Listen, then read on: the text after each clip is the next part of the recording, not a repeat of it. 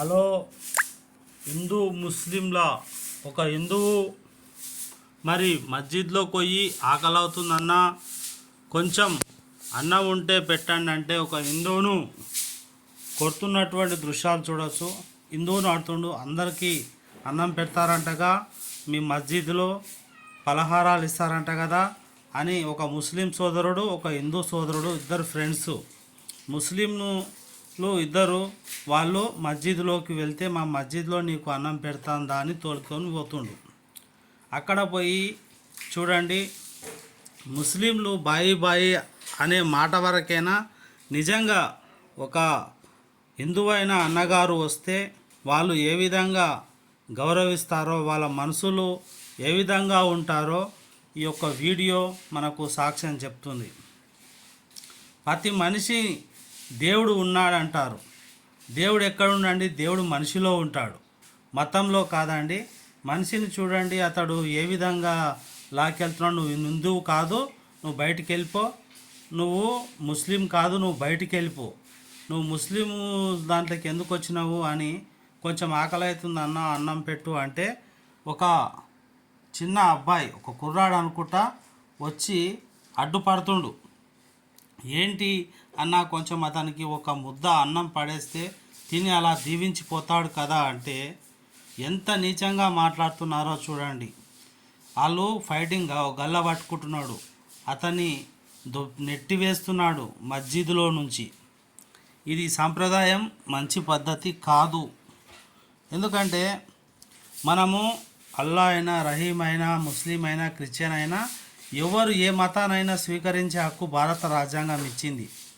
ఇలా గల్ల పట్టుకొని లాగడం, కొట్టడం, అతడు ఏమీ అక్కడ అన్యాయం చేయడానికి రాలేదండి. మా హిందువు కేవలం ఆకలి అయింది కాబట్టి కొంచెం అన్నం ఆడుకొని తినడానికి మాత్రమే వచ్చాడు. ఒక స్నేహితుడు తోలుకొస్తే వచ్చాడు. కాబట్టి ఇంతటి అవమానకరంగా ముస్లింలు ప్రవర్తించటం వాళ్ళ దిగజారుడుతనానికి నీచమైన, హేయమైన చర్యగా హిందువులు చాలా వ్యతిరేకిస్తున్నాం. అసలు భారతదేశంలోనే ముస్లింలను గౌరవించే ఏకైక దేశం ఏదైనా ఉందంటే అది భారతదేశమే. ఏనాడు ఏ ముస్లిం ఏ పండగకు వచ్చినా మేము దర్గాలకు వెళ్తాం, మీరు మా రామ మందిరానికి వచ్చినా మేము మీలాగే చేస్తే మేము చరిత్రహీనులమవుతాం, హిందువులం.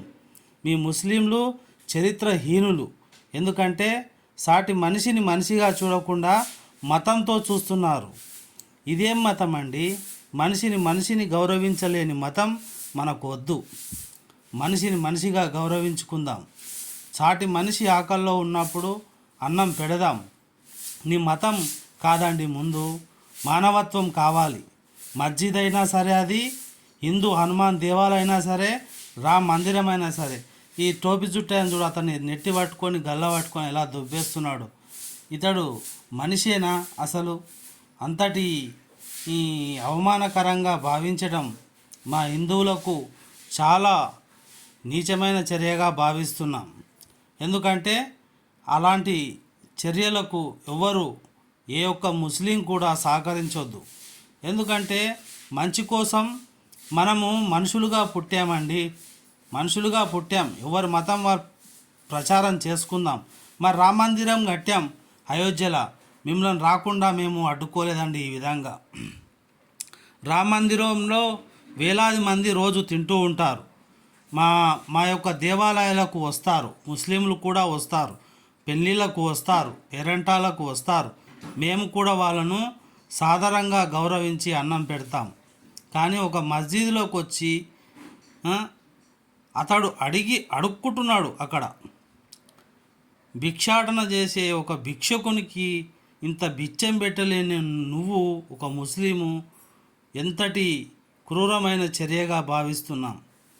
మనిషిని గౌరవించలేని మతాలు మనకు వద్దండి. అందుకే నాస్తికవాదం, మరి బాబు గోగినేని వారు అసొంటి వాళ్ళు, అలాగే మన బుద్ధుడు చెప్పాడు, ఇలాంటి మతాలు మనిషిని మనిషిలాగా బతకనివ్వకుండా కూరునిగా ఒక సమాజం సిగ్గుపడే విధంగా నడుచుకునేటట్లు చేస్తున్నవి మతాలు. సాటి మనిషిని గౌరవించలేని ముస్లిమో నువ్వు ఈ విధంగా నీ ఫ్రెండును తోలుకపోయి అవమానించడం చాలా సిగ్గుకరం. ముస్లిం సోదరా, నువ్వు మా దేవాలయానికి రా, నిన్ను ఎంత గౌరవిస్తామో చూడు. అన్నం పెడతాము, ఆదరిస్తాము, మంచిగా చూసుకుంటాం. కానీ అల్లా దయామయుడు అంటావు. ఆ అల్లా దయామయుడు మనిషి లోపలనే ఉండు అంటావు. కానీ ఈనాడ మనిషినే బయటికి నెట్టేస్తున్నావు. ఎక్కడ పోయింది నీ యొక్క అల్లా తత్వం?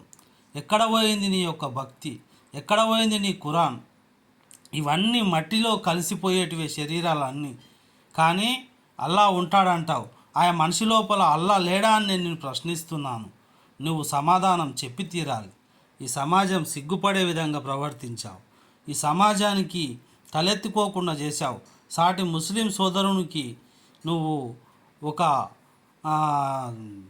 చీడ పురుగులాగా అతన్ని అవమానించి సమాజానికి చాలా చెడ్డ పేరు తెచ్చావు. ఇలాంటి వీడియో ఒక హిందువును కొట్టడం కాదండి. ఇక్కడ ఒక మనిషిని అగౌరవపరచడం అనేది చాలా నీచం. ఒక భిక్షగాడు ఒక హిందువు వచ్చినప్పుడు అతనికి సాధారణంగా ఏదో ఇక్కడ చూడు పెద్ద మనుషులు కూర్చొని వాళ్ళంతల వాళ్ళు ఇస్తారీలో అంటారంట. అది పండుగ. ఆ ఇస్తారీ భోజనంలో రంజాన్ నాడు ప్రతి మనిషికి ఇంత అన్నం పెడతారు. కానీ ఇట్లా గల్లలు పట్టుకొని కొట్టడం, తాను సంజాయిసి చెప్పుకుంటున్నాడు తన మిత్రునికి, అన్న నువ్వేమనుకోకు, మళ్ళీ ఇలాంటి ఆ తప్పిదం జరగకుండా నేను చూసుకుంటా, నేను బాయి ముస్లిం మళ్ళీ కలిసి ఉందాం, ఇలాంటి చర్యలు జరగకుండా చూసుకుంటామని చెప్తున్నాడు. ఏ మతంలోనైనా మాకు గౌరవం ఉంటుందండి. ఇలా